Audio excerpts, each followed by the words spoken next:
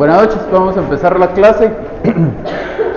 Hemos estado platicando sobre las excepciones previas en particular y ya nos va restando nada más el cierre del tema, que son algunas cuestiones generales que deberíamos remarcar, porque todas, o por lo menos la mayoría, ya las hemos ido mencionando en el transcurso de las anteriores explicaciones.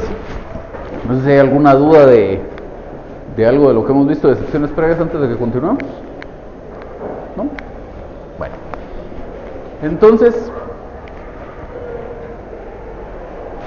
tenemos por aquí algunas anotaciones respecto al plazo de interposición de las excepciones previas. Buenas noches.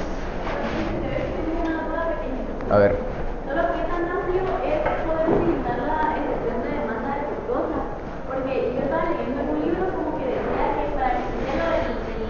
¿Autor? Era solo lo que había cuando como el requisito que se estaba refiriendo impedía al juez poder dictar una sentencia como coherente o algo así. No. Yo por lo menos no coincido con esto que usted me dice, porque lo que pasa es que, como dijimos cuando hablábamos de los requisitos de la demanda, muchos de los requisitos con los que usted debe cumplir son requisitos que en realidad no tienen una utilidad. Por ejemplo, yo presento una demanda y no le incluyo la profesión u oficio. Eso al juez no le sirve para nada, no le impide, como usted dice, dictar una sentencia sobre el fondo del asunto. Sin embargo, es un requisito establecido en la ley y lo estoy incumpliendo en esa demanda. Entonces, efectivamente, ahí la demanda es defectuosa y la excepción previa se procede. Entonces, para efectos de la procedencia de la excepción, yo creería que lo que hay que verificar son dos cosas. Primero, que sea un requisito de los contemplados en el artículo 61 o en el 106 del Código Procesal Civil y Mercantil. Mercantil. Si es un requisito establecido en alguna otra norma, no procede la excepción. Y lo otro que habría que verificar es que ese requisito no esté inmerso en los supuestos de procedencia de alguna otra excepción previa. Por ejemplo, si yo demando a alguien y escribo mal su nombre, entonces, pues ahí la demanda, teóricamente, no, la demanda es defectuosa, me equivoqué en la demanda, mi demanda no está bien hecha, pero lo procedente sería una excepción previa de falta de personalidad, no una demanda defectuosa, y así con varios otros de los requisitos. Por ejemplo, ¿qué otra cosa pudiéramos decir? Le iba a decir algo de la representación, pero eso no está en el 61 ni en el 106. Vamos a ver si encontramos algún otro.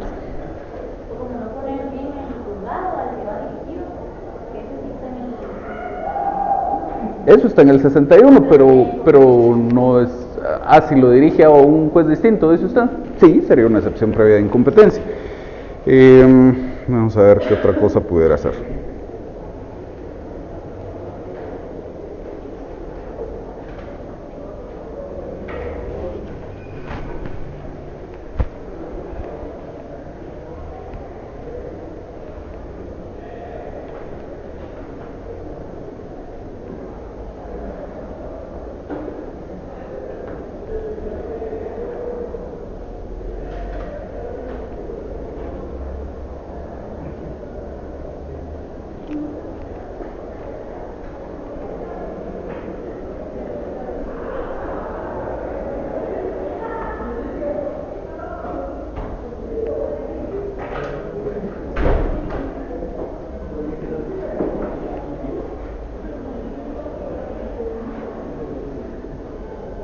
Sí, no, tal vez ese sería el requisito más obvio donde podríamos incurrir.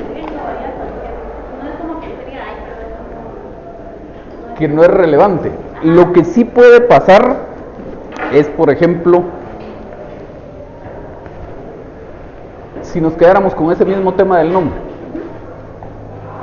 Usted menciona 10 veces el nombre en la demanda y se equivocó al escribirlo en una de las ocasiones.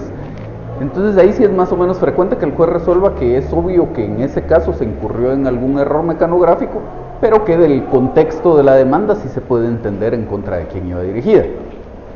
Pero pues es un detallito, digamos, que había en la demanda, pero para el incumplimiento total de un requisito, sin importar que tenga trascendencia en cuanto al fondo del asunto, la excepción previa.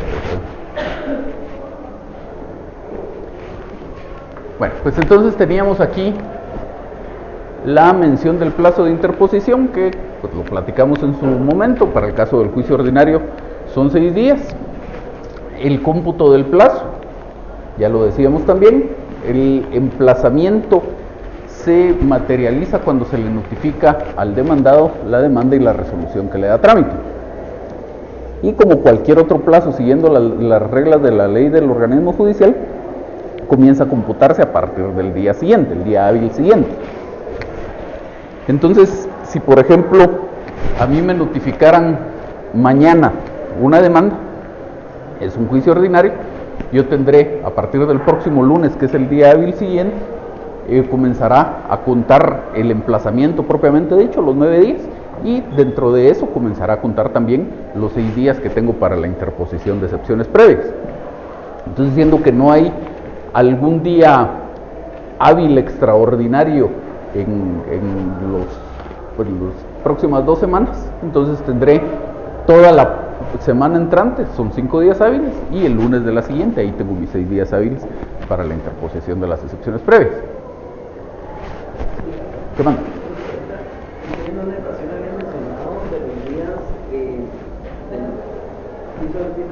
los días para interponer excepciones previas y en los días para contestar la demanda, que son totalmente separados, debido a que, a pesar de que si yo contesto la excepción previa el tercer día, tengo 6 días para contestar la demanda, si se declara sin lugar la excepción previa que no va a tener.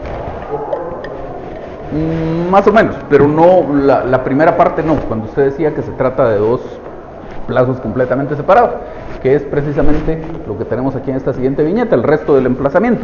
¿Qué pasa si yo interpongo excepciones previas y luego me las declaran sin lugar? Cuando veíamos el esquema del juicio ordinario, ahí en ese esquema decía que si declaran sin lugar las excepciones previas, sigue corriendo el emplazamiento. Entonces, más o menos teníamos esta gráfica por aquí. Decíamos que, como en todo caso el proceso inicia con la demanda, el juez emite una resolución en la que le da trámite. Algún tiempo después vendrá el emplazamiento, que, como decíamos, consiste en la notificación de esa demanda y la resolución que le da trámite al demandado.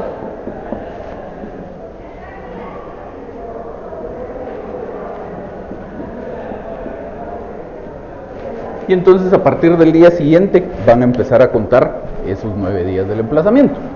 Y la ley dice, en los 6 primeros días de ese emplazamiento, dentro de los 6 días de emplazado, dice la ley, el demandado puede interponer excepciones previas. Entonces, lo que yo les decía es, si yo interpongo mis excepciones previas el 6.º día, el último día de los que tengo para interponer excepciones previas, no hay dónde perderse. Si me declaran sin lugar las excepciones previas, una vez que esté firme esa resolución, voy a tener 3 días para contestar la demanda, es lo que me va quedando del emplazamiento.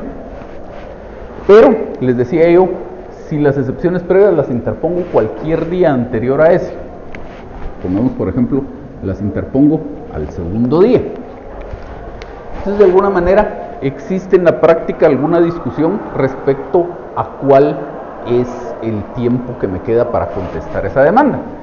Si son siempre los mismos 3 días o si son 7 días.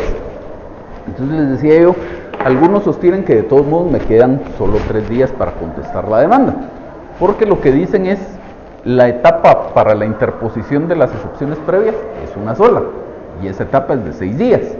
Entonces, interpuestas las excepciones previas, aunque sea el 2.º día en el caso de este ejemplo, o el 1.º, el 3.º, el 4.º o el 5.º, usted agotó esa etapa procesal y lo que viene es una siguiente etapa procesal, que es para la contestación de la demanda. Les decía yo también que, a mi juicio, ese es un criterio erróneo, porque la ley lo que establece es un emplazamiento y dice que el juez emplazará al demandado concediendo la audiencia por 9 días, es un solo plazo. Luego la ley hace una salvedad y dice, dentro de los primeros 6 días de esos 9, el demandado puede interponer las excepciones previas. Y luego combinamos eso con la ley del organismo judicial, y vamos a ver por aquí una grafiquita que ya lo platicamos. La ley del organismo judicial recoge una clasificación de los incidentes. Dice que hay unos incidentes que le ponen obstáculo al curso del asunto, por lo tanto se tramitan en la misma pieza de autos, y que mientras se decide el incidente, el asunto principal queda en suspenso. Y les decía yo, precisamente el incidente de excepciones previas es un incidente que le pone obstáculo al curso del asunto.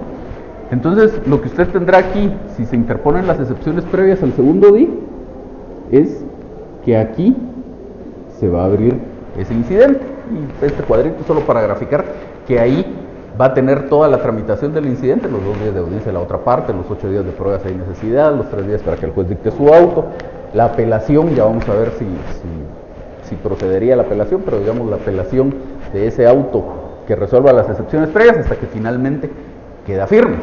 Eso quiere decir que mientras todo esto pasó, como es un incidente que le pone obstáculo al curso del asunto, el asunto principal no siguió su trámite, no siguió contando ese plazo. De tal manera que, declaradas sin lugar las excepciones previas, tendríamos que continuar aquí el cómputo del emplazamiento. En el caso de este ejemplo, me quedan 7 días para contestar la demanda. Dentro de si yo presento en la excepción previa sería lógico, está diciendo yo, que aún así yo tengo una excepción del emplazamiento, no puedo entender como una historia en 6 días otra excepción previa. No. Usted solo tiene una oportunidad para interponer excepciones previas propiamente dicho, por la combinación de dos situaciones. Primero, lo mismo que hablamos aquí, es un incidente que le pone obstáculo al curso del asunto, de tal manera que si usted, aun cuando regresa al día siguiente, si usted quiere, con un memorial de interposición de excepciones previas, el juez no puede entrar a conocer de ese memorial, porque ya se suspendió el curso del asunto con este memorial de interposición de excepciones previas que usted presentó, por un lado. Por el otro lado, tiene usted el tema que ya lo vamos a ver en un momento, que solo puede existir un auto que resuelva las excepciones previas. La ley dice que el juez resolverá en un solo auto todas las excepciones previas. Entonces, iniciado este trámite, ya el juez no va a poder entrar a conocer de ese segundo memorial. Luego, se consumió esa única posibilidad de un auto para excepciones previas cuando el juez resuelva en definitiva la primera excepción previa que usted presentó, de tal manera que a la segunda ya no podría entrar a conocerla. Ahí sí opera la preclusión, aunque teóricamente no se consumió todos los días, la etapa procesal sí se agotó. Usted tenía una oportunidad de interposición de excepciones previas y la agotó, de tal manera que si usted considera procedente la interposición de más de una excepción previa en un asunto, interpone todas al mismo tiempo, 2, 3, 5, 10 excepciones previas en un solo memorial. Ahora, por supuesto, queda todavía el tema aquel de las excepciones que están contempladas en el artículo 116, pero que se pueden interponer en cualquier estado del asunto. Entonces ahí lo que sí podría hacer es tramitar su único memorial o su única interposición de excepciones previas posible, y si luego se da cuenta que, por ejemplo, no interpuso la de falta de personalidad y si era procedente, intentarla, pero ya como una excepción en cualquier estado del asunto, ya no propiamente como una excepción previa.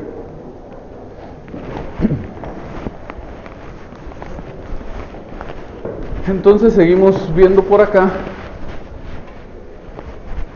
precisamente esto, las excepciones en cualquier estado del proceso. Y dice, aquí tenemos ese listado de todas las excepciones previas que están contempladas en los artículos 116 y 117 del Código Procesal Civil y Mercantil. No necesariamente las tenemos en el mismo orden, pero ahí están. Son en total 15 excepciones previas. El artículo 116 tiene 11 incisos. Recordarán que creo que es el séptimo, contempla 4 excepciones y no una. Entonces ahí ya tenemos 11 más 3, son 14. Más el artículo 117 que contempla la de arraigo, tenemos 15 posibles excepciones previas. Estas que tenemos remarcadas aquí en el cuadro anaranjado, en el rectángulo anaranjado, dice que solo se pueden interponer en los primeros 6 días del emplazamiento. La de incompetencia, demanda defectuosa, falta de cumplimiento del plazo que está sujeto al derecho que se hace valer, falta de cumplimiento del plazo que está sujeto a la obligación que se hace valer, falta de cumplimiento de la condición a que está sujeto el derecho que se hace valer, falta de cumplimiento de la condición a que está sujeta la obligación que se hace valer y arraigo. Esas 6 solo se pueden en los primeros 6 días del emplazamiento.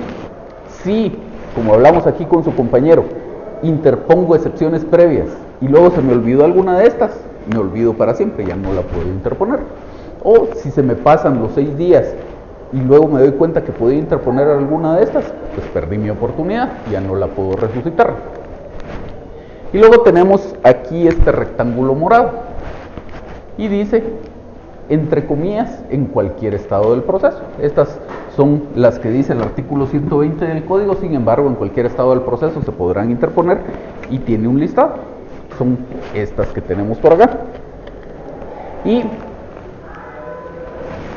tenemos entre comillas eso de en cualquier estado del proceso por la discusión práctica a la que hemos hecho referencia en un par de ocasiones, en el sentido de si basta mi simple voluntad para que yo pueda interponer alguna de estas excepciones fuera de los 6 días, o si necesitaría tener algún justificativo para el efecto, para no haberlo hecho en esos 6 días. Y hemos dicho ya en varias ocasiones que por una parte existen algunas resoluciones en que dice no tendría sentido que se estableciera ese plazo de 6 días si luego puedo interponer estas excepciones cuando a mí se me ocurra. Y otra corriente que dice la ley simplemente dice en cualquier estado del proceso, no establece un requisito para el efecto. Pero les decía yo, pues en la medida de lo posible, si soy el demandado, tratar de no arriesgarme. Si considero que es procedente alguna de estas excepciones, no reservármela para después como una estrategia, digamos. Les interpongo los 6 primeros días junto con todas las demás y pues ahí por lo menos estoy seguro que el juez le tiene que dar trámite. Y así resulta que después, por ejemplo, el cliente me llevó el caso ya cuando el proceso iba a medias y esos 6 días ya habían transcurrido y me doy cuenta que procede alguna de estas del recuadro morado, pues entonces no quedará más que intentarlo y tratar de que les den trámite, pero en la medida de lo posible no correrse el riesgo. Luego tenemos por aquí la palabra mixtas. Hay doctrinariamente un tipo de excepciones que se llaman excepciones mixtas. En la práctica muchas veces se incurre en la confusión, incluso verán ustedes algunas sentencias de la Corte Suprema de Justicia o de la Corte de Constitucionalidad en que se hace referencia a estas excepciones del recuadro morado, las que se pueden interponer en cualquier estado del proceso como excepciones mixtas, y eso es incorrecto. Si quisiéramos seguir una definición o una denominación doctrinaria, la doctrina como conoce a estas excepciones que se pueden interponer en cualquier estado del proceso es como excepciones privilegiadas. La ley no usa ninguno de los dos nombres, ni las excepciones mixtas ni las privilegiadas, simplemente dice estas en cualquier estado del proceso. Las mixtas, lo que de conformidad con la doctrina son las excepciones mixtas, son únicamente estas 4: caducidad, prescripción, cosa juzgada y transacción. Es decir, las que se interponen como excepciones previas están contempladas en el artículo 116 del Código, pero tienen efectos de perentorias, tienen efectos en cuanto al fondo del asunto. Declarada con lugar alguna de estas excepciones previas, el asunto ya no se puede resucitar. Si declara con lugar el juez una excepción previa de caducidad, quiere decir que ya se me pasó el tiempo que la ley me daba para interponer o para plantear esa demanda en particular. Ya no lo puedo hacer. Si se me había pasado con esta demanda que presenté ahora, pues con mucha mayor razón se me habrá pasado el tiempo si algunos meses después, cuando ya la excepción previa se haya tramitado, vuelvo a presentar la demanda, estará mucho más vencido ese plazo. Prescripción, dice la ley, la prescripción extingue la obligación. Si ya la obligación está extinguida, pues por mucho que presente otra vez la demanda, la obligación seguirá extinguida, ya no hay forma de resucitarla. Cosa juzgada, si ya hay una decisión judicial firme respecto a algún asunto, pues si está firme ahora que presento esta demanda, seguirá estando firme si la vuelvo a presentar. Y transacción, si ya las partes se pusieron de acuerdo en cuanto a la solución de su conflicto, ya no hay forma de movernos de ahí. La excepción tiene efectos en cuanto al fondo del asunto. Lo único que se podrá reclamar si hay algún incumplimiento es pedir que se le dé cumplimiento a ese contrato de transacción, pero entonces ya será una demanda distinta. Pero estas tienen efectos en cuanto al fondo del asunto, ya no hay manera de corregir la situación que motivó que fueran declaradas con lugar.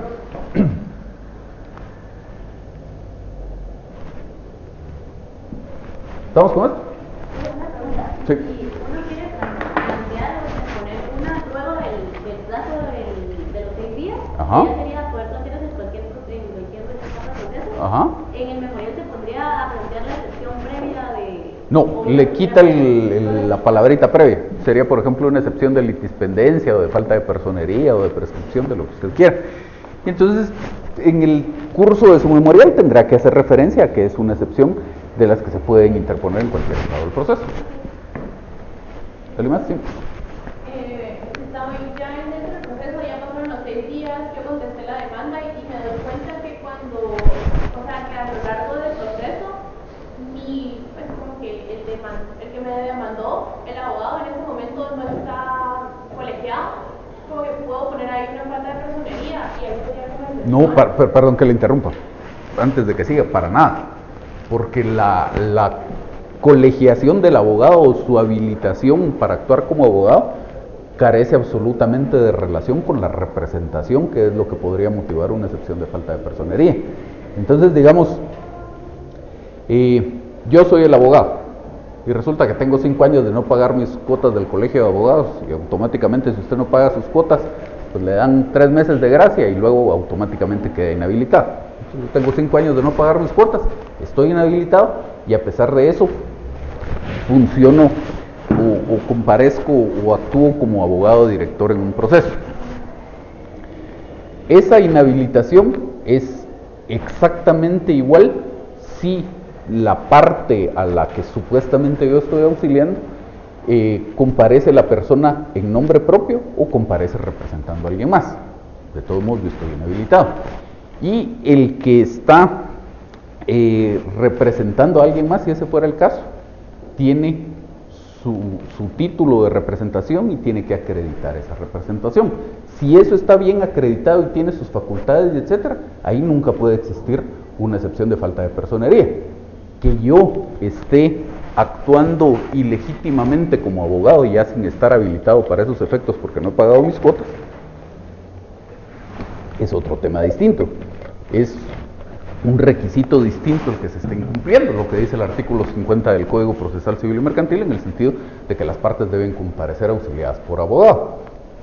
Entonces, incluso olvídese del ejemplo que usted ponía, que usted se dio cuenta hasta que íbamos a medias del proceso.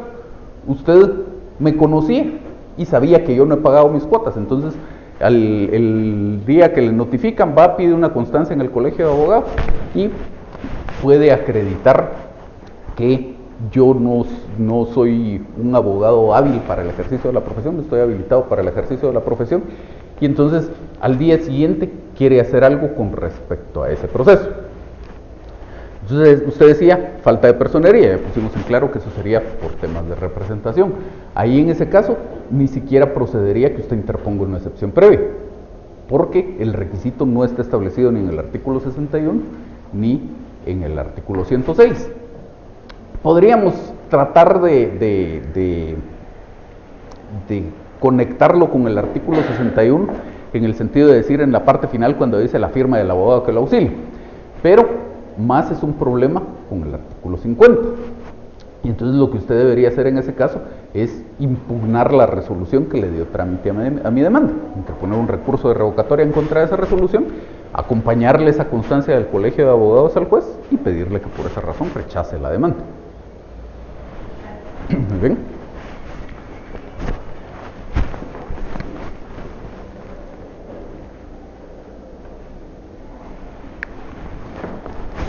Entonces, lo de las excepciones mixtas, que ya decíamos, excepciones mixtas son solo esas 4, no todas las que se pueden interponer en cualquier estado del proceso, sino solo caducidad, prescripción, cosa juzgada de transacción, nada más. El trámite de las excepciones previas, el procedimiento de los incidentes. En cuanto a ese procedimiento de los incidentes, muy importante, que es un error bastante frecuente en la práctica, denominar a ese procedimiento como la vía de los incidentes o la vía incidental. Los incidentes no son una vía procesal. Una vía procesal hace referencia a una clase de proceso por la cual se tramita completo un asunto. Entonces es correcto decir la vía del juicio ordinario, la vía del juicio sumario, la vía del juicio oral, salud. Pero los incidentes no son un proceso, no son un tipo de proceso, son un procedimiento que se puede dar dentro de otro proceso, o incluso hay casos en que es un procedimiento aislado, todo el expediente se tramita como incidente, como pasa con las diligencias de consignación o como pasa con un curso contra el registrador de la propiedad. Esos son expedientes completos cuya único objeto es que se decida en un caso si el pago está hecho de forma válida ante el juez y en el otro caso si la operación del registrador de la propiedad fue correcta o no, pero no son procesos, son simples procedimientos. Entonces es correcto decir el trámite de los incidentes o el procedimiento de los incidentes, pero nunca la vía de los incidentes. Luego la clasificación de los incidentes, ya platicamos algo en su oportunidad al respecto, lo vamos a refrescar rápidamente. Decíamos que en la ley del organismo judicial, aunque por supuesto no lo dice tan de forma expresa, pero en la ley del organismo judicial se recogen dos clasificaciones de los incidentes. Por una parte dice acá por su incidencia en la tramitación del asunto principal y por la otra por la necesidad de prueba. Entonces en cuanto a su incidencia en la tramitación del asunto principal, tenemos aquellos incidentes que le ponen obstáculo al curso del asunto y aquellos otros que no le ponen obstáculo al curso del asunto. Los primeros, los que sí le ponen obstáculo al curso del asunto, se tramitan en la pieza principal, dentro del expediente del proceso propiamente dicho. Y eso quiere decir que las actuaciones del proceso principal quedan en suspenso mientras se tramite ese incidente. Ejemplo típico, de las excepciones previas, es un incidente que le pone obstáculo al curso del asunto. Los que no le ponen obstáculo al curso del asunto se tramitan en cuerda separada. Eso quiere decir que físicamente se conforman dos tomos, digamos, del expediente, un tomo que será la pieza principal donde está lo relativo a la demanda, la resolución que le dio trámite, la notificación, por ejemplo, la contestación de esa demanda, las diligencias de prueba, etc. Y otro tomo que se referirá solo a ese incidente. Y como no le ponen obstáculo al curso del asunto, mientras se tramite ese incidente, el proceso principal sigue su trámite. Precisamente ese es el sentido de que se formen forme ese tomo adicional del expediente. En cuanto a la necesidad de prueba, hay incidentes que se refieren a cuestiones de hecho y hay incidentes que no se refieren a cuestiones de hecho, o dicho de otra manera, que se refieren solo a cuestiones de derecho. Si el incidente se refiere a cuestiones de hecho, hay necesidad de abrirlo a prueba, que es por 8 días. Y si el incidente no se refiere a cuestiones de hecho, pues entonces no se abre a prueba y automáticamente, transcurrida la audiencia de la otra parte, el juez ya queda habilitado para dictar el auto en el que resuelve ese incidente. ¿Estamos claros aquí? ¿Sí? Solo la audiencia la otra parte es 2 días, ¿verdad? Por 2 días. 3.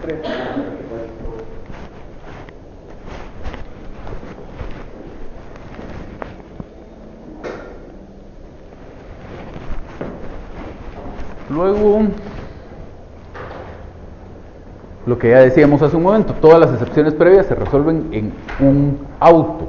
No puede haber más de un auto que resuelva excepciones previas. Es el artículo 121. El juez resolverá en un solo auto todas las excepciones previas, y etc. Entonces, eso quiere decir dos cosas. Primero, si yo, como demandado, considero que es procedente la interposición de más de una excepción previa, debo interponerlas todas en el mismo memorial, para que el juez esté en condiciones de resolverlas todas en ese único auto. Y luego, si hay más de un demandado, eso es lo que quiere decir, y más de uno de ellos interpone excepciones previas, el juez debe tramitar conjuntamente todas esas excepciones previas y resolverlas todas en un solo auto. Las que interpuso Juan, las que interpuso Pedro y las que interpuso María, todas en un solo auto. No emite el juez, no dicta el juez un auto de excepciones previas por cada uno de los demandados. Es un solo auto de excepciones previas. ¿Sí? 121. Y luego preguntamos aquí, apelación del auto que resuelve las excepciones previas, si ese auto que resuelva las excepciones previas es apelable. Y esa pregunta surge por alguna mala interpretación, a mi juicio, que ha ocurrido en los últimos años respecto al texto del artículo 602 del Código Procesal Civil y Mercantil.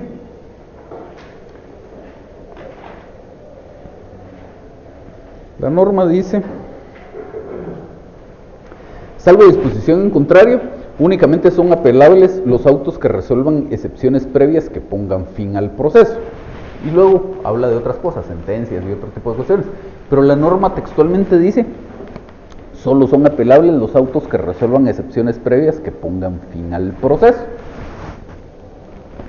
Antes, hace varios años, los jueces no se complicaban con este artículo. Y entonces, si usted en un juicio ordinario interponía una excepción previa, sin importar la que fuera, y luego el juez dictaba un auto resolviendo esa excepción, sin importar el sentido en el que la resolviera, es decir, no importando si la declaraba con lugar o sin lugar, la parte que estuviera inconforme con ese auto interponía un recurso de apelación y el juez le daba trámite a ese recurso de apelación, la sala conocía el recurso de apelación y dictaba su auto de segunda instancia. Nunca hubo problema a ese respecto, hasta hace unos años, unos 10 años, tal vez un poco menos, en que ya los tribunales empezaron a hacer aplicación de esta norma y entonces a decir, por ejemplo, si usted interpuso una excepción previa de litispendencia, esa es una excepción que no le pone fin al proceso, por aquello que decíamos cuando veíamos el esquema del juicio ordinario, en el sentido de que si usted puede corregir el problema y presentar otra vez su demanda, se entiende que la excepción no le puso fin al proceso, de tal manera que solo le ponen fin al proceso las 4 excepciones mixtas: caducidad, prescripción, cosa juzgada y transacción. Entonces empezaron los tribunales con esta corriente de decir, pues si usted interpone una excepción previa de litispendencia, esa excepción no le pone fin al proceso, por lo tanto ese auto no es apelable de conformidad con esta norma. Y por el otro lado también a considerar en qué sentido se resolvió la excepción previa.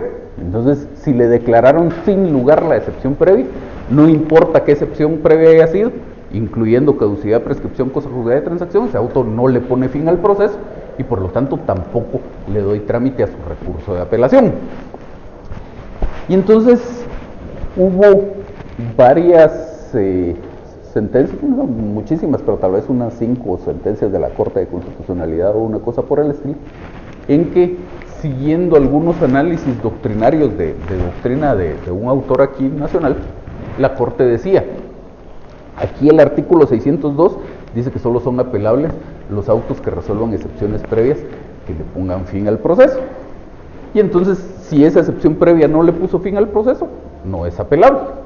Y todavía el autor dice algo así como que la intención del legislador es que no se compliquen los trámites del proceso con la mucha posibilidad de apelar este auto.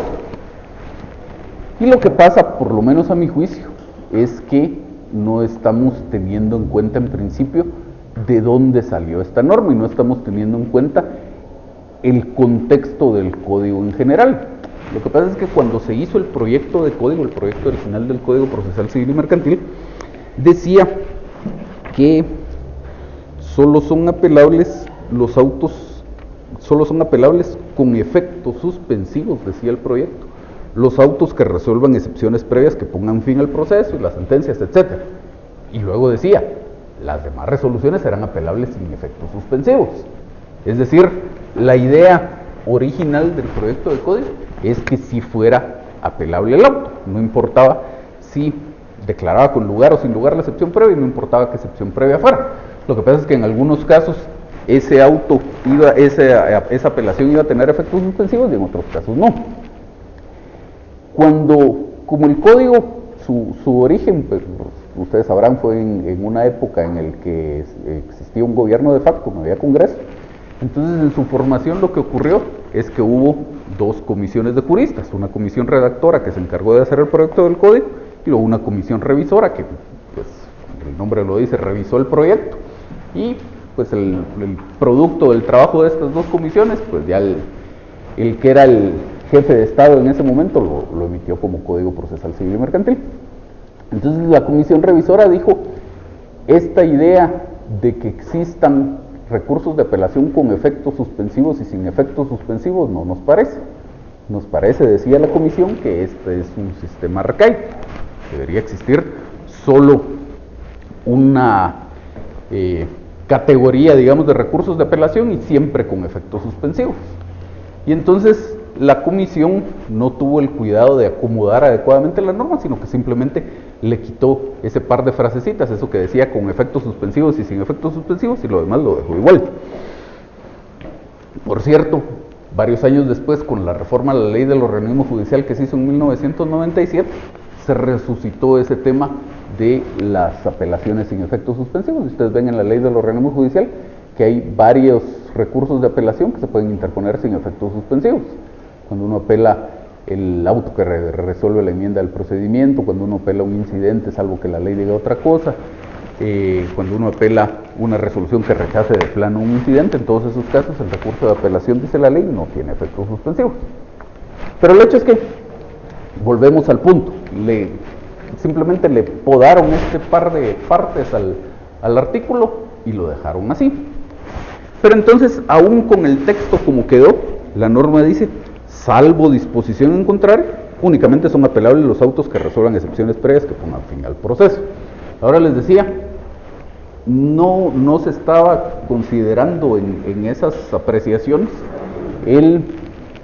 la historia de dónde salió la norma y no se estaba considerando el contexto de la ley en general. Vayamos al artículo 120 o 121 del código.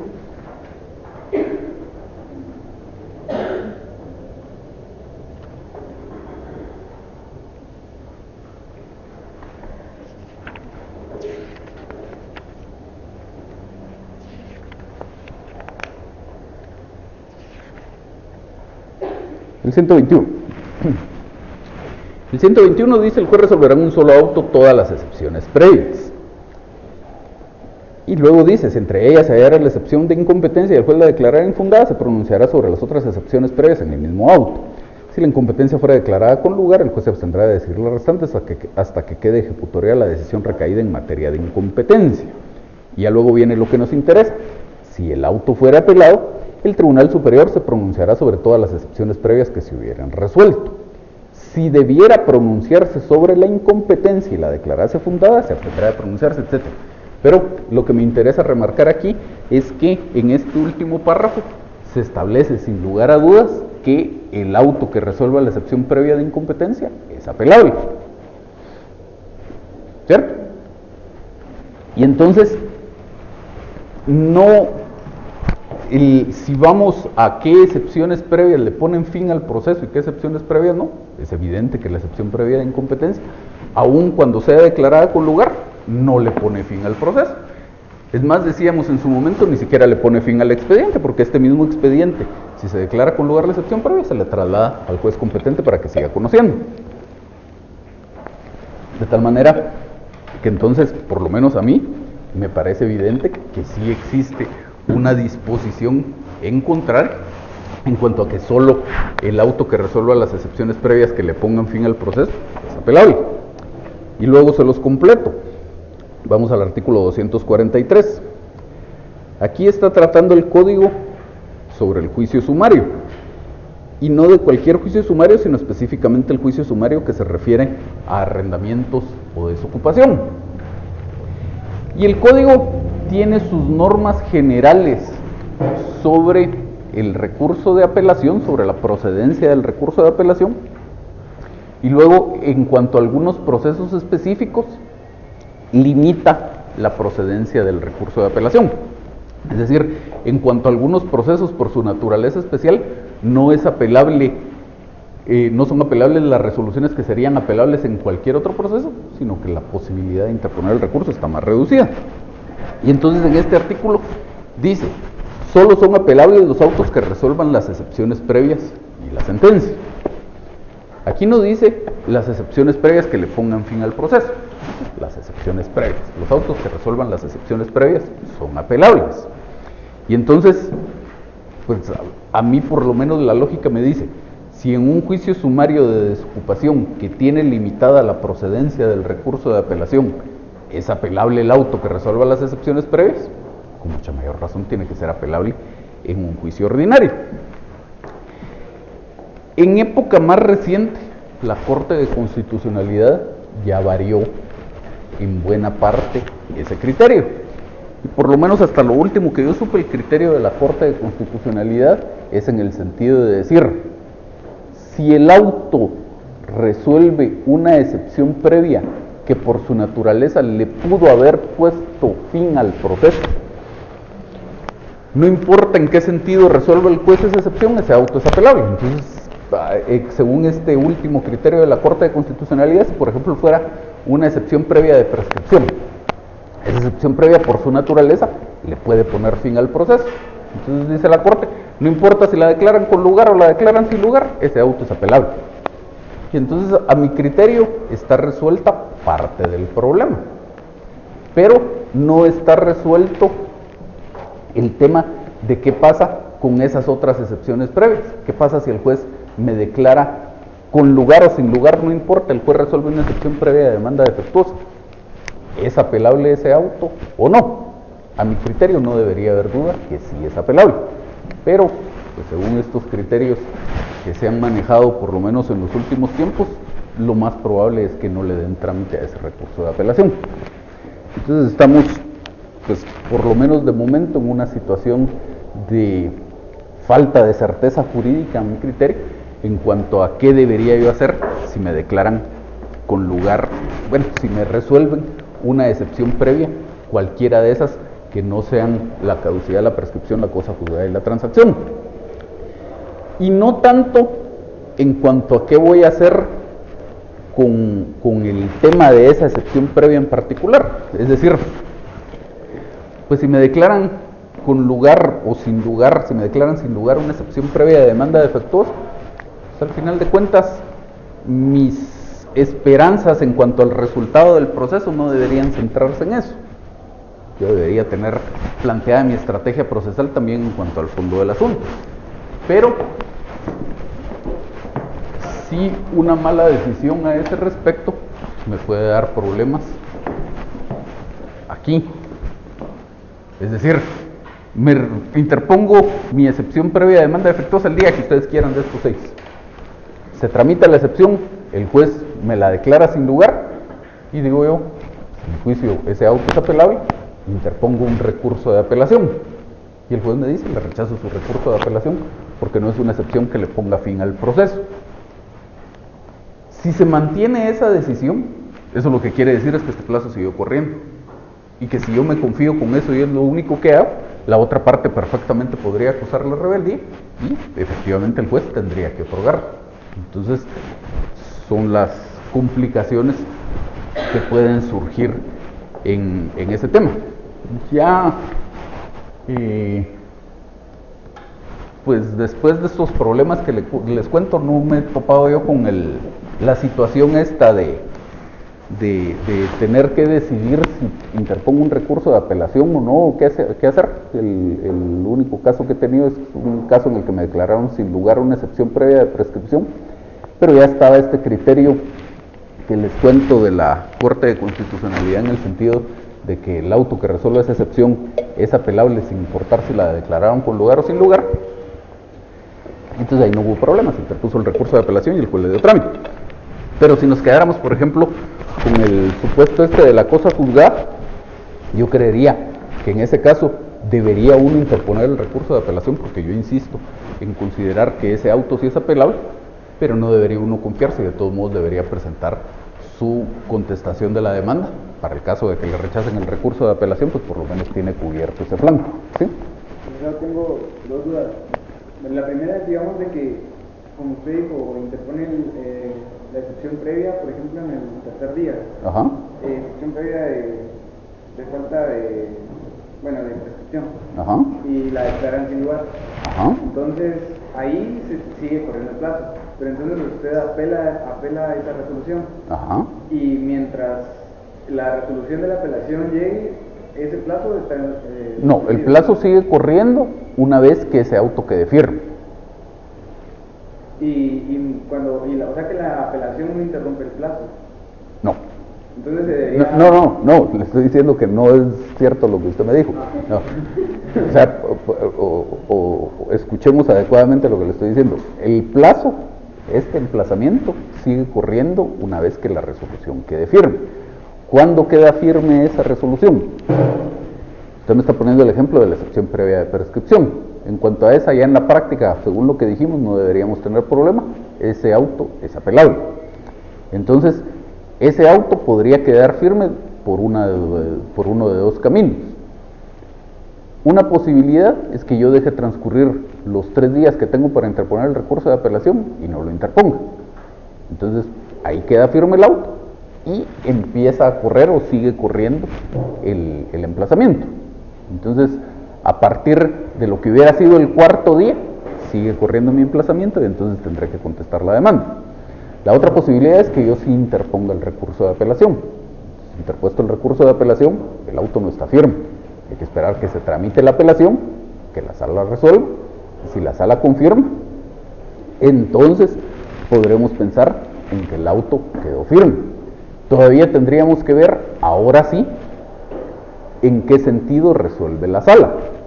Porque si finalmente lo que queda firme es una resolución en que se declara con lugar la excepción previa de prescripción, ese auto le pone fin al proceso. Y si estamos hablando de un juicio ordinario, procede todavía un recurso de casación. Entonces todavía tendríamos que esperar el plazo del recurso de casación, o en su caso incluso que se interponga el recurso de casación y que se tramite el recurso de casación, para que entonces quede firme ese auto y entonces poder pensar en que siga corriendo el emplazamiento o no, porque finalmente lo que quedó firme es una decisión en que se declara con lugar la prescripción y por lo tanto se acabó el proceso. ¿Sí? ¿Estamos ahí? Bueno, y entonces eso es todo lo que tenemos para platicar en cuanto a excepciones previas. ¿No hay alguna duda? ¿No? Nada, excepciones previas. Sí. En el caso que usted plantea, la verdad no puedo escuchar mucho lo que dijo, me quedaron sin lugar una excepción previa. Ajá. Entonces obviamente ahí sigue corriendo el plazo del emplazamiento. Pero lo que le decía a su compañero, cuando quede firme esa resolución. Si por ejemplo apelo Ajá. y la rechazan, puedo cursar todavía, ¿no? Sí. Entonces, Pero vamos por partes. ¿Por qué le rechazaron la apelación? porque era improcedente, porque no se pueden apelar excepciones previas cuando se considera. Ajá. Ajá. Entonces me la rechazan a mí, recurso, y entonces la sala ordena que sí admita para el trámite de apelación, elévase.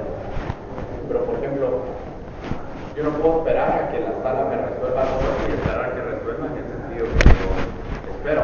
O sea, sería técnicamente correcto, de acuerdo al término de emplazamiento, contestar la demanda y esperar en dado caso que nos resuelvan que se va a resolver al momento de que el expediente se encuentre en el juzgado. Pues mire, llevémoslo por partes. Mismo ejemplo que les ponía hace rato. A usted le notifican mañana una demanda. Entonces, es un juicio ordinario. Usted tiene toda la siguiente semana y el lunes de la siguiente para interponer sus excepciones previas. Ahí tiene usted sus 6 días. Entonces, hay algunos que dicen, vamos a ver.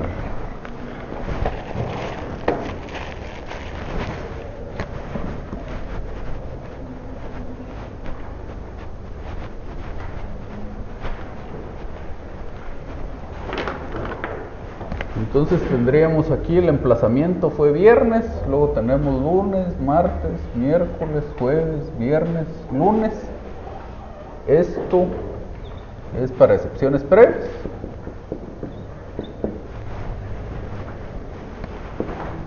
Y si siguiéramos corriendo, contando el plazo de largo, tendríamos martes, miércoles y jueves de la siguiente semana. Y ahí tendríamos todos los 9 días del emplazamiento. Entonces hay algunos que su estrategia es lo que entiendo que usted me está planteando. Es decir, por ejemplo, interpongo mis excepciones previas el lunes de la siguiente semana, que es 18, si las cuentas no me fallan.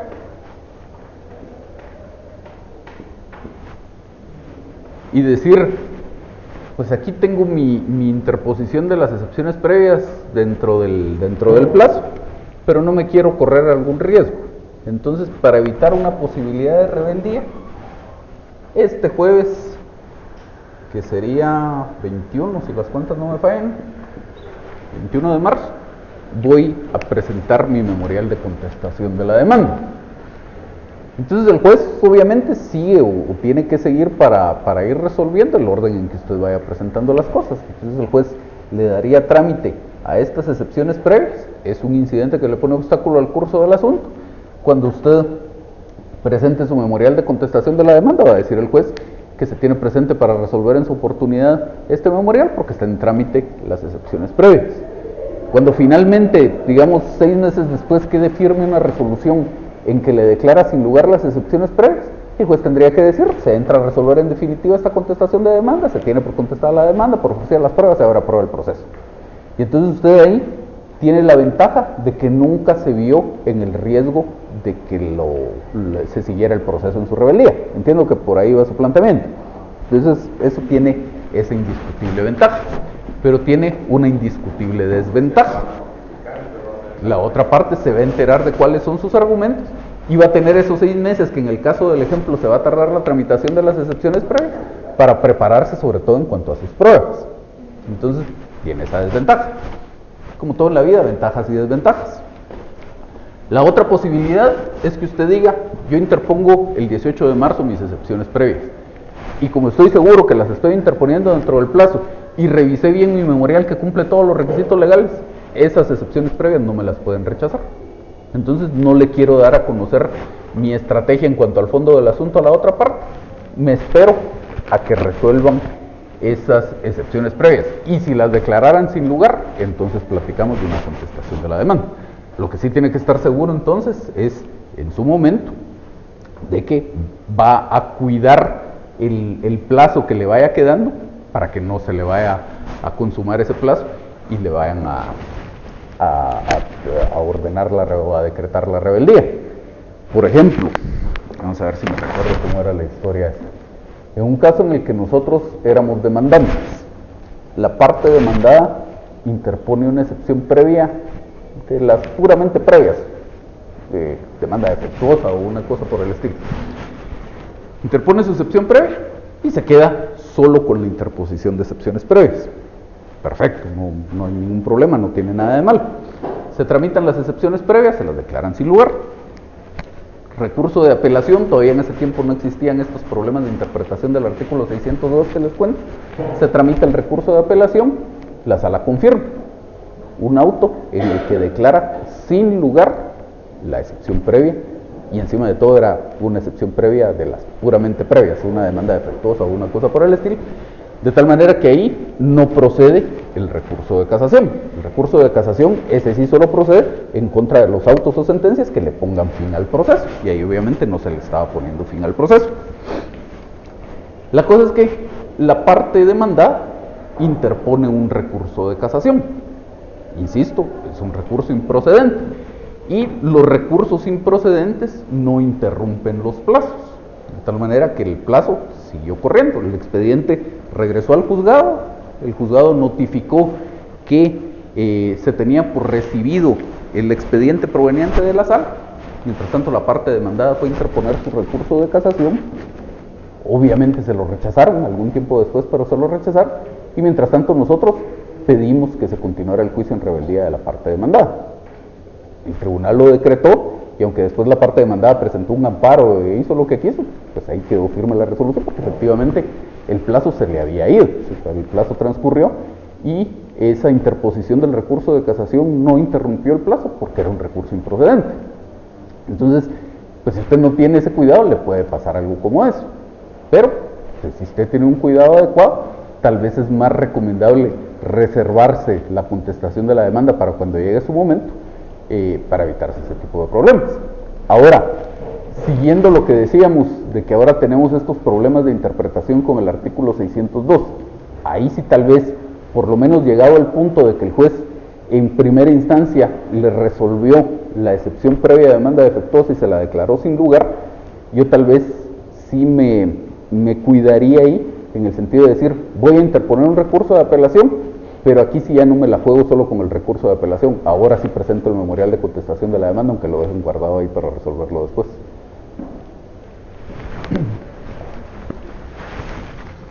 ¿Estamos? Bueno. Nada más sobre excepciones previas, que ya solo nos quedaría la parte práctica de revisar los trabajos que ustedes me van a entregar, pero de clase propiamente dicha, alguna duda de cualquier cosa, ¿sí? De esas que se pueden interponer en cualquier estado del proceso, ese sería el nombre según la doctrina. No se haga mucho bolas con temas de nombres, porque como les insisto, la ley no recoge la denominación de excepciones previas, ni de excepciones privilegiadas, ni de excepciones mixtas.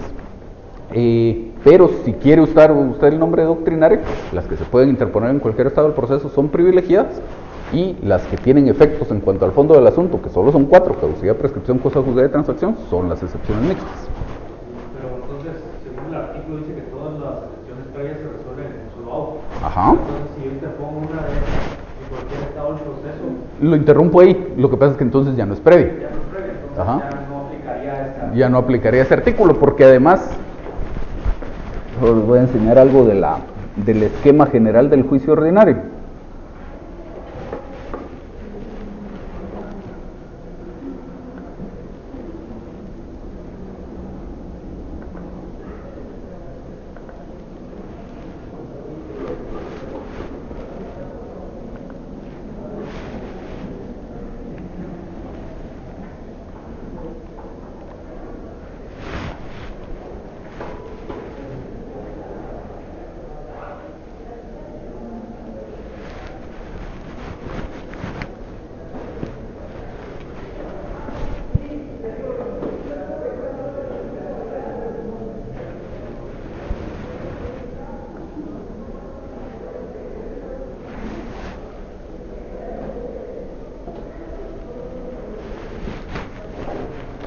Además recordarán que cuando hablábamos de qué pasa con el proceso cuando se interponen estas excepciones de esa forma en cualquier estado del proceso, lo que tenemos aquí obviamente está muy pequeño, no lo alcanzan a leer, pero que lo que tenemos en este recuadro de acá es la tramitación de esas excepciones por el procedimiento de los incidentes. Y es un incidente que se tramita en cuerda separada. Hablando del juicio ordinario, en el sumario funciona diferente, pero eso lo van a ver el próximo semestre.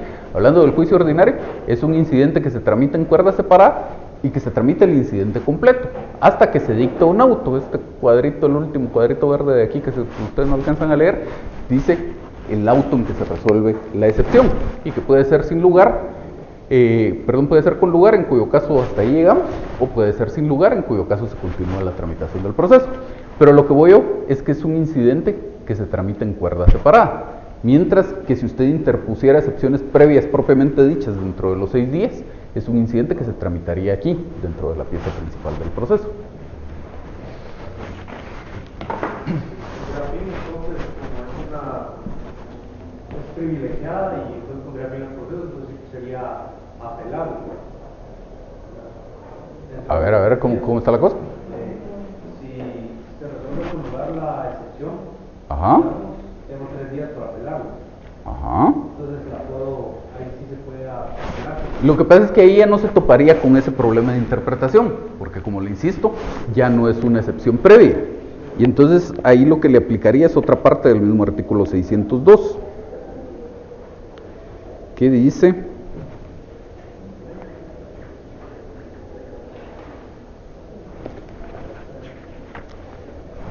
Esto de que solo son apelables las excepciones previas que pongan fin al proceso, que ahora ya no nos interesa, las sentencias definitivas dictadas en primera instancia, que tampoco nos interesa, y luego dice, así como los autos que pongan fin a los incidentes que se tramiten en cuerda separada.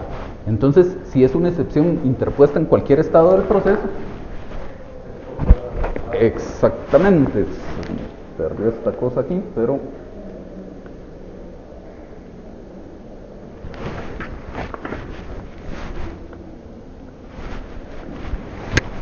Este auto que resuelva la excepción va a ser un auto que va a resolver un incidente que se tramitó en cuerda separada. Y ahí si la ley no establece alguna limitación en cuanto al sentido en que se dictó ni nada, ese auto es apelable.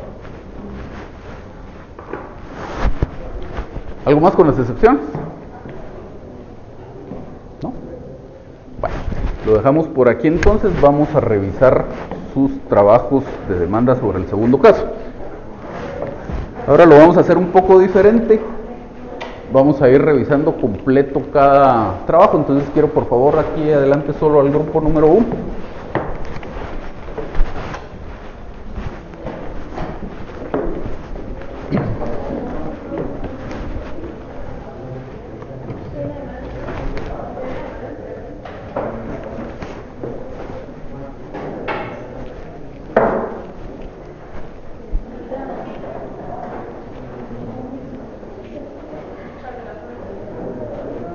Grupo 1, adelante, porque tenemos que ir avanzando, por favor.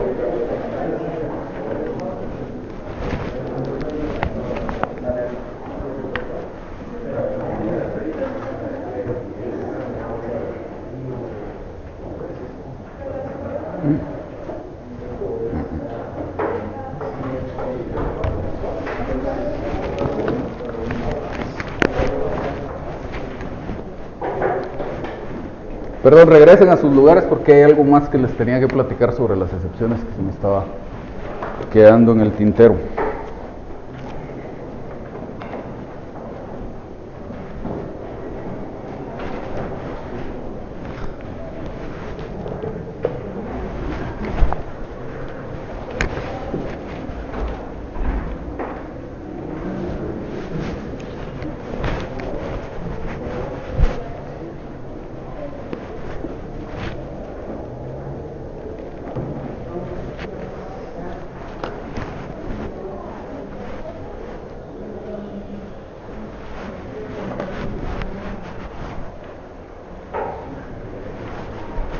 En lo que esto se enciende, como decíamos en alguna de las diapositivas de la presentación anterior, tenemos al final de cuentas 15 posibles excepciones previas en el proceso civil. Y en la práctica, sobre todo cuando uno es estudiante, cuando empieza a estudiar el tema, pues causa un poco de problemas el determinar pues qué excepción previa debería plantearse en cada caso. Y obviamente no existe una receta mágica en virtud de la cual yo pueda obtener esa conclusión o esa indicación en cuanto a cuál es la excepción previa que procede en cada caso, porque hay que analizar los detalles de la demanda en particular, pero sí hay una secuencia lógica que yo debería seguir para hacer ese análisis. El problema que tengo aquí es que esto ya nunca se encendió. Ahí va.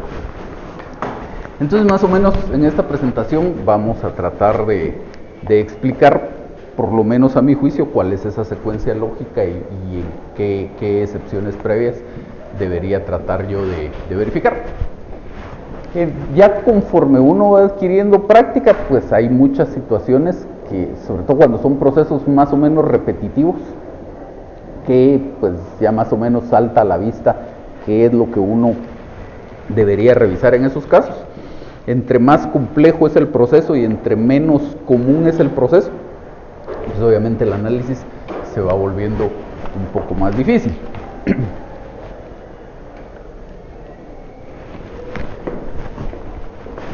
Entonces aquí preguntamos cómo determinar si en un caso procede una excepción previa y cuál o cuáles excepciones previas. Entonces les decía yo que pues hay que seguir algunos pasos lógicos en el razonamiento o en el análisis que debe hacerse. Primero tenemos por aquí la demanda. Y cuando uno va a redactar la demanda, decíamos que debe hacer un análisis sobre varios aspectos y que eso de alguna manera me va a ir determinando el contenido de esa demanda. Y entonces la pregunta fundamental, que de hecho es la primera que decíamos que yo debería contestar, es el qué. ¿Qué es lo que voy a demandar? ¿Cuál va a ser mi pretensión? Y pues más o menos el mismo análisis debe hacer el demandado cuando le notifican la demanda para establecer si el análisis que hizo su contraparte fue el correcto, porque si ese análisis no fue correcto, eso abrirá la puerta, entre otras cosas, para el planteamiento de alguna excepción previa. Entonces, el tema este del qué es uno de los aspectos fundamentales que yo como demandado tengo que tener presente en mi análisis que voy a hacer para determinar qué excepción previa voy a interponer. Otra de las preguntas que se tenía que plantear el actor es el ante quién, ante qué juez va a plantear su demanda, y otra es con base en qué, que era cuál es el fundamento de derecho en el que se va a hacer descansar esa demanda. Entonces, en esta parte del ante quién, que como decíamos es lo que me define quién es el juez competente, pues lo que hay que hacer es un análisis de la competencia, porque recordarán ustedes que les decía yo en su momento que la competencia se analiza en tres momentos. Primero la analiza el actor para establecer cuál es el juez que considera competente y dirigirle su demanda a ese juez. Luego la analiza el propio juez para determinar si se considera competente y en su caso darle trámite a la demanda u ordenar que el demandado acuda al juez competente, y luego la analiza el demandado, porque si resulta que el juez no era competente, pues procederá a la excepción previa de incompetencia. Y especialmente de los criterios de clasificación de la competencia, tener en cuenta esos tres. El del grado no da mucho problema, sobre todo porque va inmerso en el producto del análisis de estos tres criterios. Si el análisis en cuanto al territorio, la materia y la cuantía está bien hecho, lo del grado va a ir implícito ahí y el juez que es, en cuanto al grado va a ser el competente.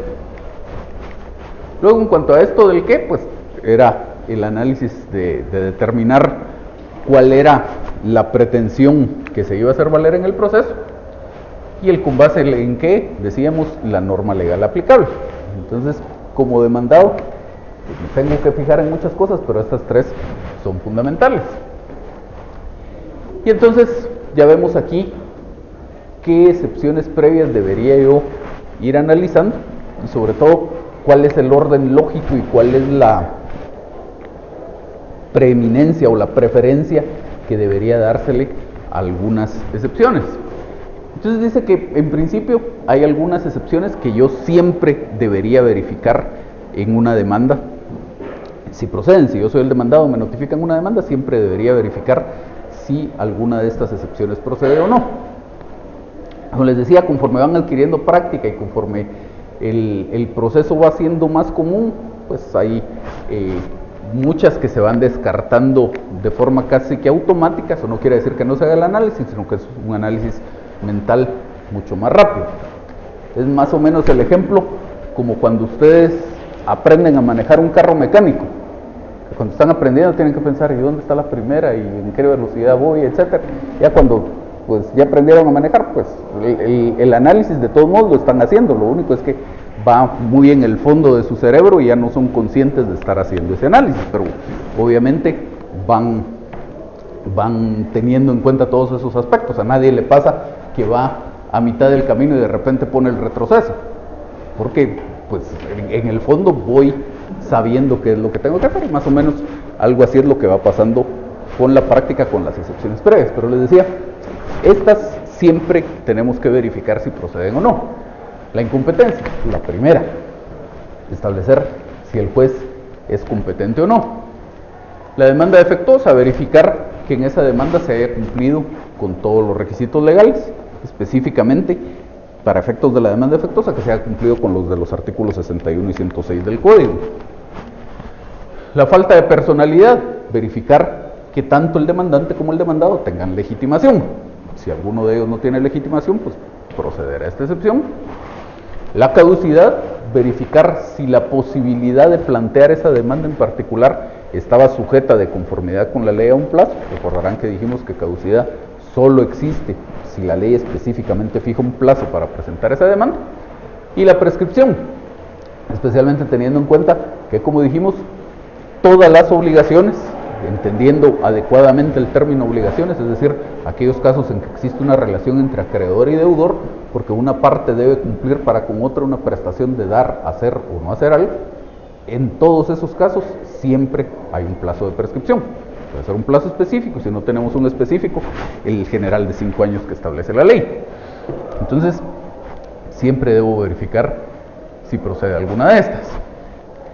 La caducidad y la prescripción, dice acá, que siempre debe verificarse si hay plazos de caducidad o de prescripción, aunque no los hay en todos los casos. Como les decía, los de caducidad, solo si la ley los establece expresamente. Prescripción, siempre hay un plazo de prescripción cuando el proceso versa sobre una obligación, pero si el proceso no versa sobre una obligación, pues no vamos a tener un plazo de prescripción. Y luego, en cuanto a la prescripción, lo que ya les decía, siempre que hay una obligación, y resaltamos ahí lo de la obligación porque nos estamos refiriendo a esos supuestos en los que hay una relación entre acreedor y deudor y en que uno debe cumplir para con otro una prestación de dar, hacer o no hacer algo, en esos casos siempre hay un plazo de prescripción. Luego, pues obviamente, únicamente en el caso de que el demandante no esté compareciendo a título personal, sino que hay alguien que está representando al que dice tener el derecho, vamos a verificar, salud, la procedencia de la excepción previa de falta de personería. Entonces, si el demandante está compareciendo en nombre propio, pues me olvido de la excepción, nunca podría proceder en ese caso, ya no me hago bolas con el tema. Y los temas de representación en cuanto al demandado nunca dan lugar a esta excepción, solo procede en cuanto al demandante. Luego, cuando hay un plazo o una condición, las 4 excepciones a que se refiere el inciso séptimo del artículo 116, siempre haciendo la separación, en el sentido de que ahí tenemos 4 excepciones y tenemos que establecer específicamente si el problema que veo se refiere a un plazo o a una condición y si ese plazo o esa condición se refiere a un derecho o a una obligación. Falta de cumplimiento del plazo que está sujeto a la obligación, del plazo que está sujeto al derecho, de la condición a que está sujeto a la obligación o de la condición a que está sujeto al derecho. Cuando hay otro proceso en el que los sujetos, el objeto y la causa sean los mismos, pues podremos tener una de estas dos, la de litis pendencia o la de cosa juzgada. Obviamente, para determinar cuál de estas dos tendremos que atender a si ese primer proceso está en trámite todavía o no. Si todavía está en trámite, será litis pendencia. Si hay una sentencia firme o una decisión firme en cuanto al fondo, será la de cosa juzgada. Y finalmente residuales, le ponemos aquí por ponerle algún nombre, las que solo proceden en algunas situaciones muy específicas, las que quedan: la transacción, la falta de capacidad legal y la de arraigo. La transacción, pues obviamente, cuando entre las partes se hubiera celebrado un contrato de transacción, es decir, ya las partes por sí mismas encontraron una solución para su controversia. La de falta de capacidad legal, solo en el muy rarísimo caso de que estuviera compareciendo a título personal un menor de edad o una persona declarada en estado de interdicción. Y la de arraigo, también en el muy raro caso de que el demandante sea extranjero o transeúnte. Fuera de esos casos, pues ni siquiera me hago bolas con esas, no podrían proceder. Y entonces ahí tenemos pues, más o menos el orden y el énfasis que debería dársele a ese análisis para determinar qué excepción previa procede y cuál no en un caso en particular. ¿Dudas con esto? Sí. Pero no tanto con esto, sino que quizá retra un poco el tema anterior. Yo estaba leyendo un poco más de litipendencia y estaba leyendo la doctrina que decía que algunas veces no se pedía daños y perjuicios porque sí se tenía que probar y como que una vez pidiendo como que las cosas procesales ya se incluían los daños y perjuicios. Pero en el artículo 540 sí dice que se puede pedir tanto que se condenen cosas, daños y perjuicios ni procedencia del segundo juicio. Entonces mi pregunta es, ¿en peticiones puedo pedir las tres cosas o solo debería pedir cosas procesales y que no proceda del segundo juicio? A mi juicio tendría que pedirlo todo, porque la ley establece taxativamente que es todo eso lo que el juez va a declarar si procede la litispendencia. No dice como en otros casos, en otros pasajes del código dice que condenará en daños y perjuicios si se hubiera procedido con mala fe, o en otras partes dice que condenará en daños y perjuicios si hubiera existido violencia, o que condenará en daños y perjuicios si tal cosa. No está condicionada la procedencia de los daños y perjuicios, sino dice condenará en daños y perjuicios. En el fondo, como cuestión de idea, digamos, de cómo debería funcionar la institución, pues probablemente esto que usted leyó en doctrina sea correcto, porque en líneas generales para manejar la institución de los daños y perjuicios, olvidándonos de la excepción previa, en líneas generales para manejar la institución de los daños y perjuicios, efectivamente para poder hacer una reclamación de daños y perjuicios, tengo que en principio hacer esa separación entre que los daños y los perjuicios son dos cosas distintas, y si los voy a reclamar, tengo que establecer en qué consisten los daños que se me causaron, cuál fue su monto, en qué consisten los perjuicios que se me causaron y cuál fue su monto. Y es muy poco probable que la existencia de dos procesos en realidad le cause a usted daños y perjuicios, porque alguna ganancia lícita que haya dejado de percibir porque está demandada dos veces por lo mismo, pues es muy poco probable, o algo que haya tenido que salir de su bolsa porque está demandada en dos procesos, además de las costas que lo menciona por aparte la norma, también es muy poco probable. Pero en todo caso la norma dice condenará en costas, daños y perjuicios y declarará la improcedencia del segundo juicio, entonces habría que pedirlo todo. Ahí la condena en daños y perjuicios se vuelve, a diferencia de la regulación general, en nuestro medio los daños y perjuicios funcionan como un tema resarcitorio. Lo que se busca es la reparación del daño y la reparación del perjuicio, en general. Aquí en este caso es más un tema sancionatorio. Se está poniendo una especie de multa, por supuesto no con ese nombre, pero es una especie de multa, una especie de sanción pecuniaria, por el hecho de que se presume la existencia de mala fe en mí como actor si la estoy demandando con base en unos elementos de la acción, sujeto, sujeto y causa, y estando en trámite este proceso, la vuelvo a demandar con los mismos sujetos, sujeto y causa. Entonces, por esa mala fe, hay una sanción que es la condena en daños y perjuicios. Entonces, si se diera el muy raro supuesto de que efectivamente usted haya sufrido daños y perjuicios, pues sí, con mayor razón establecerá cuáles son y en qué consisten, y hará su reclamación de una forma más adecuada. Si no, pues simplemente pide que se condenen daños y perjuicios, y ahí el juez verá a su prudente arbitrio cuál va a ser la condena. Muy bien. ¿Algo más? ¿No? Bueno, entonces todavía que pase el grupo 1, todavía nos da tiempo de platicar algún par de cositas de su trabajo.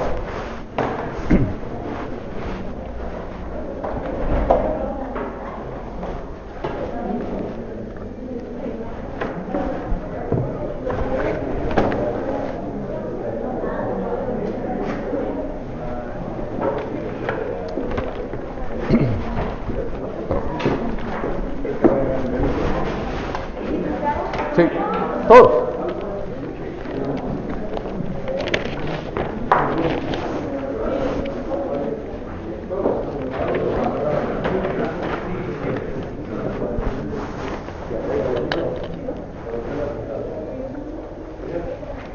Bueno, primero, en este trabajo, un par de cuestiones puramente formales para que reconozcan más fácilmente el trabajo es donde los abogados son Sofía Lorena Bonilla Solares y demás. Entonces, un par de cuestiones formales. El juez o tribunal al que se dirigen es el señor juez de primera instancia, que designa el centro y se quedan en el Centro de Servicios Auxiliares de la Administración de Justicia. Les hace falta el agregado producto de esta reforma que ya fue hace un par de años, que es en materia civil, económico, coactivo y contencioso administrativo.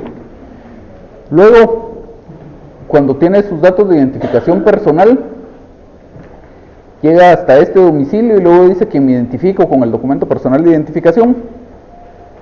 Eso no es necesario, no es un requisito legal, por lo menos en el proceso civil. Y pues obviamente si se lo incluyen a una demanda no se las van a rechazar, pero para efectos del curso olvidémonos de ese tipo de agregados. O lo que pasa también con la vecindad, por ejemplo, que en algunos otros tipos de procesos es requisito la vecindad, en el proceso civil no, y para efectos del curso olvidémonos de ese tipo de cuestiones adicionales, únicamente en datos de identificación personal, los 6 que pide el código. Esta es una demanda de nulidad absoluta del negocio jurídico, y de los 6 grupos, 5 presentaron una demanda de este tipo. Solo hubo un grupo que es de nulidad absoluta del negocio jurídico y del instrumento público. Entonces vamos viendo cómo estuvo esta demanda. Primero, antes de dejarle la palabra al grupo, al final de este apartado expongo, dice en el, bueno, que de hecho está mal numerado porque dice numeral romano 1, numeral romano 2, otra vez numeral romano 2, y luego dice numeral romano 3, como terceros emplazados. El notario fulano de tal, de quien desconozco su residencia, pero puede ser notificado en X dirección. Y entonces aquí, en cuanto a la posibilidad de citar como tercero al notario, recordarán que conversamos algo en su momento. Esta es una demanda de nulidad del negocio jurídico. Y en alguna oportunidad hablamos de si podría o debería citarse en este tipo de procesos al notario. Y específicamente de si podría o debería citársele como tercero. Y decíamos que el código, cuando establece la posibilidad de emplazar como alguien como tercero a una persona, dice en su artículo 57, al demandar o al contestar la demanda, cada una, aquí lo estamos haciendo al demandar, esa primera parte la estamos cumpliendo, dice cada una de las partes puede llamar al proceso a un tercero, hasta ahí vamos bien, pero dice respecto del cual considere común la causa o de quien pretenda una garantía. Son los 57, son los únicos 2 supuestos en los cuales yo puedo citar como tercero a una persona. Si considero tener causa común con él, es decir, si a él le interesa lo mismo que a mí, si él saldría beneficiado con, en este caso, que declararan con lugar mi demanda, o si soy demandado, si saldría beneficiado con que declararan sin lugar esa demanda, o de quien pretenda una garantía. ¿Yo de este notario pretendo una garantía? No. ¿Yo de este notario, con este notario tengo una causa común? ¿Al notario le beneficia en algo que el juez declare con lugar mi demanda? No. Entonces, en este caso, no podría citarse como tercero al notario. De hecho, si fuera esta una demanda de nulidad del instrumento público, entonces ahí sí ya tenemos una situación diferente, porque el Código de Notariado dice que si le quiero reclamar daños y perjuicios a ese notario, entonces tiene que haber sido citado en el proceso de nulidad. Pero les decía yo, en ese caso, a mi juicio, tampoco procedería la citación de ese notario como tercero, porque tampoco tengo causa común con él. Él no sale beneficiado con que declaren con lugar la demanda, al contrario, sale perjudicado porque luego le voy a presentar una demanda de daños y perjuicios. Tampoco pretendo una garantía de él. Y entonces, para cumplir con el requisito del Código de Notariado, si fuera una demanda de nulidad del instrumento público, que no es este el caso, lo que tendría que hacer es demandar al notario en el proceso de nulidad para luego poderlo demandar en el proceso de daños y perjuicios. Entonces, en este caso, deberíamos olvidarnos de este emplazamiento como tercero. Cuando sí procede un emplazamiento como tercero, es decir, cuando sí tengo causa común con este tercero o pretendo una garantía de este tercero, en el curso de mi demanda debería explicar por qué estoy emplazando a este tercero. Y aquí pues en la demanda no se explica de ninguna manera por qué estamos emplazando a este notario, y efectivamente, como insisto, ese emplazamiento no sería procedente. Entonces, si quieren, empecemos a platicar de los hechos. Alguien que empiece a leer los hechos y ahí los voy interrumpiendo ya en el camino.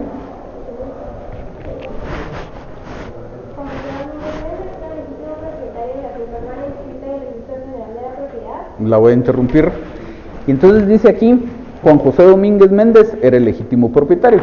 ¿Quién es Juan José Domínguez Méndez? El que está compareciendo a demandar. Entonces, no tiene mucho sentido que me refiera a mí en tercera persona. Entonces, podríamos decir yo, tal cosa. Entonces dice aquí que era el legítimo propietario.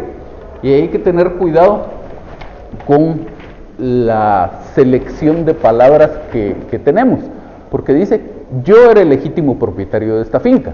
Si digo que era el legítimo propietario de esta finca, quiere decir que ya no soy el legítimo propietario. Y si ya no soy el legítimo propietario, es porque le estoy reconociendo validez a ese negocio jurídico, que en este caso es un contrato de compraventa. Y si estoy demandando la nulidad de ese negocio jurídico, pues hay una contradicción intrínseca aquí en el tema. Entonces, habría que buscar otra redacción o incluso otra secuencia de la narración de hechos. Entonces podría decir, en esta demanda, y creo que en ninguna de las demandas, se cuenta cómo fue que este señor, ahora señor, que en su momento era un menor de edad, resultó siendo propietario de esta finca. Si fue por una compraventa, si fue por una herencia, de dónde fue que resultó siendo propietario de esta finca. Entonces podríamos empezar por ahí la narración. Podríamos decir, según escritura pública, según un contrato de compraventa contenido en escritura pública número tal, adquirí la propiedad de la finca número tal. Entonces ahí ya sí estoy hablando en pasado, pero estoy hablando en pasado de la adquisición de la propiedad, que eso está bien. Ya después haré referencia a este contrato en virtud del cual me están desposeyendo, pero sin reconocerle validez, es decir, que ya no soy el propietario, porque lo que voy a tratar de sostener en la demanda es que sigo siendo el propietario. Veamos el siguiente párrafo. Durante el año 2014, Juan José Domínguez Méndez se encontraba bajo tutela del señor Juan Carlos Ventura de León. Nuevamente sería, yo me encontraba bajo la tutela. Acreditada esta calidad con la certificación expedida el 18 de agosto del año 2014 por el secretario del Juzgado Segundo de Primera Instancia de Familia del Departamento de Guatemala. Hasta enero del año 2014. Lo interrumpo aquí. ¿Qué pasó después de enero?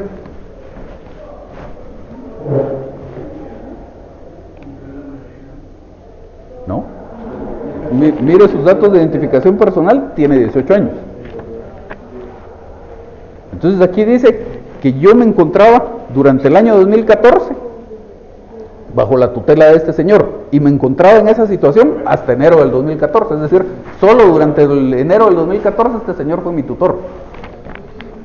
Entonces ahí tenemos nuevamente un problema de redacción. Sigamos. Al cumplir la mayoría de edad, mi ejecutor responsable me rindió las cuentas, entregó los bienes y los documentos que pertenecían de conformidad con el artículo 349 del Código Civil.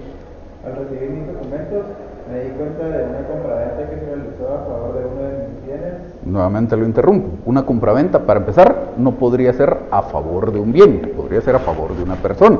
Entonces, podría ser una compraventa que se realizó con respecto a uno de mis bienes. En la fecha 20 de agosto del año 2014, en la documentación recibida se puede observar que en el contrato de compraventa del bien inmueble el tutor no contaba con autorización judicial para realizar la compraventa. No se observa si esta compraventa era eminentemente necesaria y si la remuneración que recibió fue utilizada para su bienestar y seguridad. ¿De quién? Entonces, nuevamente, no estamos utilizando las conjugaciones verbales adecuadas ni el manejo correcto de las personas gramaticales. El tutor tampoco presenta el dinero que se recibió por la compraventa ni un beneficio para Juan José Domínguez Méndez. Lo interrumpo aquí otra vez. ¿Qué es lo que usted está demandando aquí? La nulidad del negocio jurídico. Ajá. Y traducido a términos un poco más silvestres, ¿qué quiere decir la nulidad de un negocio jurídico? Que ya no tenga validez. Exactamente. Entonces lo que está tratando de sostener aquí es que este negocio jurídico no tiene validez. Ahora, me argumenta aquí o me menciona aquí que no recibió un beneficio económico de la compraventa. ¿Eso afecta de alguna manera la validez de la compraventa? No. Entonces, como que no tiene mucho sentido que lo mencionemos. Sigamos. El contrato de compraventa fue realizado ante el notario José María Medina Reyes e inscrito mediante escritura pública número 75, autorizada en la ciudad de Guatemala el 20 de agosto del año 2014. En el contrato anteriormente mencionado se transfirió el bien inmueble del cual el heredero original fui yo. La interrumpo aquí nuevamente. Y aquí viene lo que les decía de, en ninguna parte menciono o se menciona en esta demanda cuál es el origen de mi situación como propietario de este bien, de dónde resulté yo siendo propietario de este bien. Y ahora, sin haber dicho eso, vengo aquí y digo que del bien este yo soy el heredero original. Para poder mencionar esto aquí, mi narración de hechos tuve que haber empezado diciendo, por herencia que me dejó mi difunto abuelo fulano de tal, adquirí la propiedad. Entonces ahora tiene sentido que digamos esto. Sigamos. Pero debido a que en este momento de la celebración del contrato era menor de edad, la persona que estaba a mi cargo y a cargo de mis bienes era el señor Juan Carlos. Fue la persona que transfirió el bien por medio del contrato de compraventa a otra señora Rodríguez Mendoza. Le interrumpo aquí.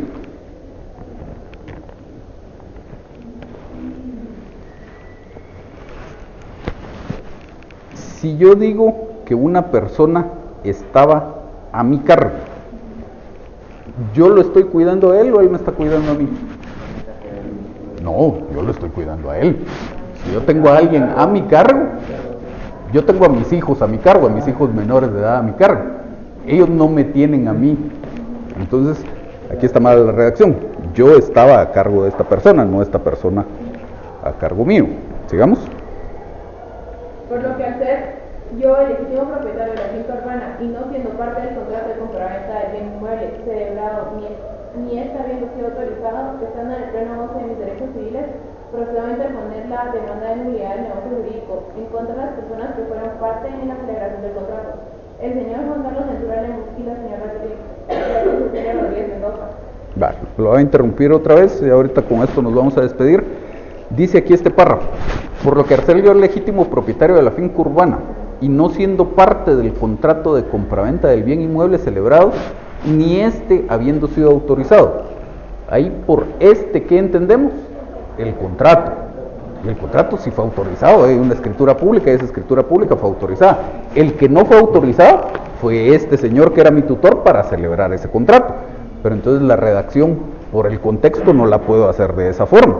Podría decir, al ser yo el legítimo propietario de la finca, no siendo parte del contrato y no habiendo sido autorizado para celebrarlo el señor fulano de tal, y entonces ya tenemos una redacción más adecuada. Si quieren, lo dejamos por acá y continuamos la próxima clase.